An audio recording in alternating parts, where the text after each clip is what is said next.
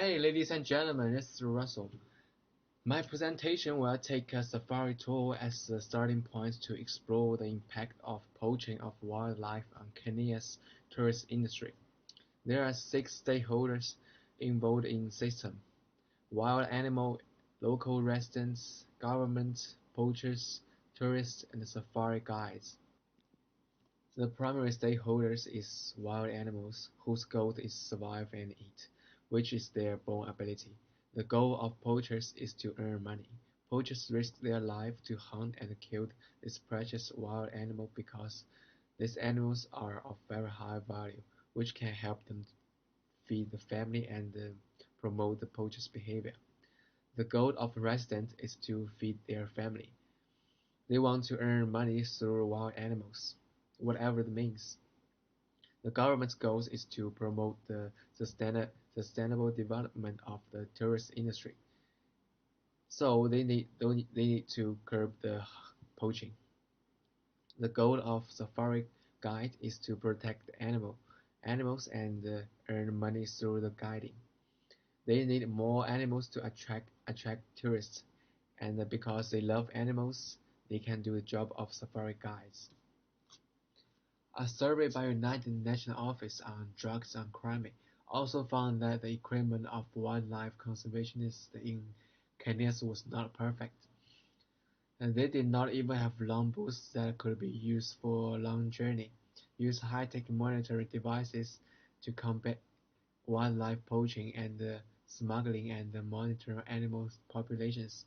Drones, remote-controlled cameras, smartphone software, and artificial intelligence are beneficial. If the poachers say that more personnel has more positive equipment, and the government implement stricter law, then they will be afraid and worried and will not hunt wild animals one only. If guides say those, they will have more confidence in the tourism industry, and then they will also publicize the positive tourism and the wildlife conservation in Kenya. And I want to explain the different mental model among the identified stakeholders.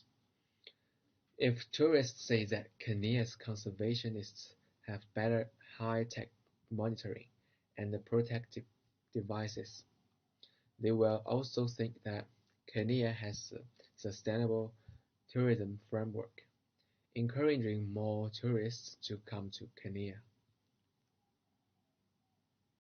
If the government can arrange more protective equipment and implement stricter laws, it will have better development for tourism development.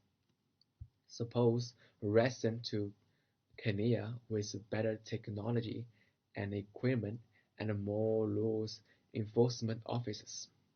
In that case, they will not poach animals with poacher for money, and will also have more positive attitude towards wild animals. Then I want to analyze consequences and unintended consequences of proposed interventions. The consequence of using higher-tech monitoring and protective devices could be positive. Wildlife rangers risk their life to work in harsh environments all year round. They lack equipment, while the poachers have a lot of equipment, such as guns.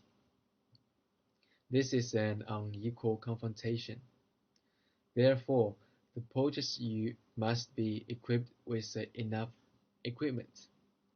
For example, in 2017, the University of Science and Technology of Queensland, Australia, used the drones to protect koalas. They used drones to locate and master koalas' ethnic dynamic, which provided significant help for koala protection. The development of tourist areas may destroy the habitats or shelters of wild animals. Tourists prefer to collect all kinds of wild animal products to show their arrogance. So the lives of wild animals are threatened. The consequence of stronger laws and more law enforcement officers could be positive. If more people can protect wild animals, and there are more law enforcement officers. On the one hand, Kenya can set up more boundaries, protection nets, and the relevant patrols in the reserve. Once people are found to hunt wild animals illegally, they will be severely punished. On the other hand, the government can arrange personnel to register people and the vehicle entering or leaving the reserve, using special vehicle to enter and reserve for visits, enter and leaving with a limit time, and strap to protect wildlife. In addition, if more people join the work, and more wild animals can be registered and effectively tracked. The unintended consequence is negative impact on ecosystem. If there are more and more tourists because everyone's quality is different, some tourists may trample on the ecological environment of the scenic spot at well to achieve the particular purpose, such as walking directly to prohibit flower forests, catching and injuring small animals. Finally, I incorporate how a system delayed will impact the effectiveness. If there are no enough law enforcement personnel and stricter laws, poaching will be more serious. If Kenya's economy declines, the government will not be able to invest in wildlife protection, and the poaching events will emerge endlessly. In addition, it is difficult for departments to cooperate in actual management. Cross-operation makes the division of power unclear. The nature reserve institutions are responsible for the protection of relevant wildlife. The Environmental Protection Department is responsible for the protection of the ecological environment. The Public Security Department is responsible for general security, administration, and punishment.